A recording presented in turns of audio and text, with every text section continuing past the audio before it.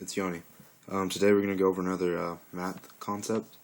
Today's concept is going to be single radical equations, and this is your problem. The first step into solving these types of problems is isolating the variable. So I'm going to write that out over here. Isolate variable. First step. Okay, and in order to do that, you need to subtract the 3 both sides. So you end up with 5 minus x, or radical 5 minus x, is equal to x minus 3. Now what you want to do in order to get rid of that radical sign is you need to square it. So what you do to one side, you always do to the other, so you'd square the x minus 3 likewise. So now with that gone, you end up with 5 minus x is equal to x minus 3 times x minus 3. Now the next step is to FOIL this over here. So you still have 5 minus x over here, and x times x is x squared, x times negative 3x, negative 3 times x, negative 3x again, negative 3 times negative 3, 9.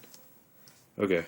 Now, what you should be able to see over here is a quadratic forming over here. You can tell because you have the x squared, that together, and then here I'll add the like terms first.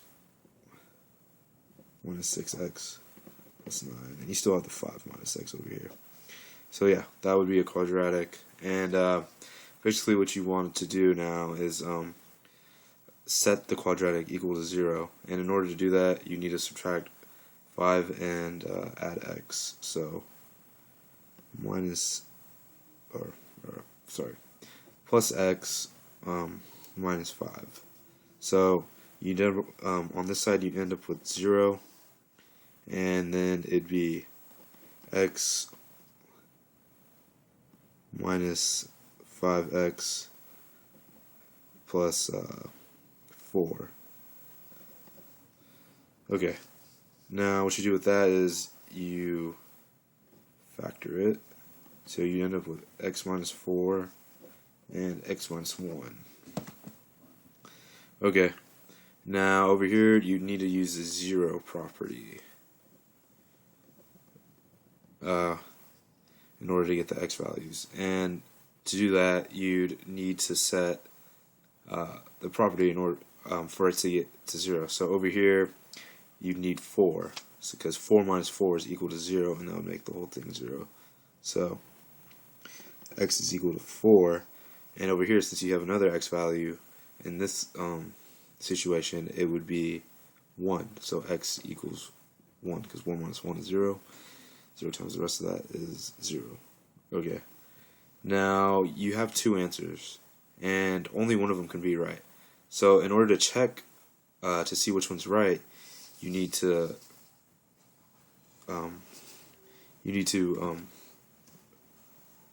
put these answers into your original problem. The first one would be 3 plus radical 5. Oops, sorry, can't see that. 3 plus radical 5 minus 4 equals 4. Okay, so subtract that. Go 1, 3 plus radical 1 is equal to 4, and that is just 1, 3, 1, 4, 4 equals 4. So that is right. Let's put a check next to 4. Now we're going to do the 1. So 3 plus 5 minus 1 is equal to 1. You can already tell that this isn't going to work out, because 3, 4 is equal to 1. Radical 4 is just 2. 1, 5, 1. Nope, that doesn't happen. So this is wrong. And so your final answer would be x is equal to 4. And that's today's concept. So I'm going to go over the steps again.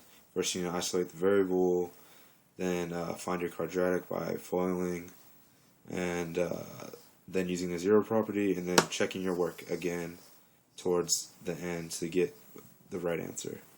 And it can only be one answer. And that's it today. The concept covered today again is single radical equations. And yeah, thank you for watching. Goodbye.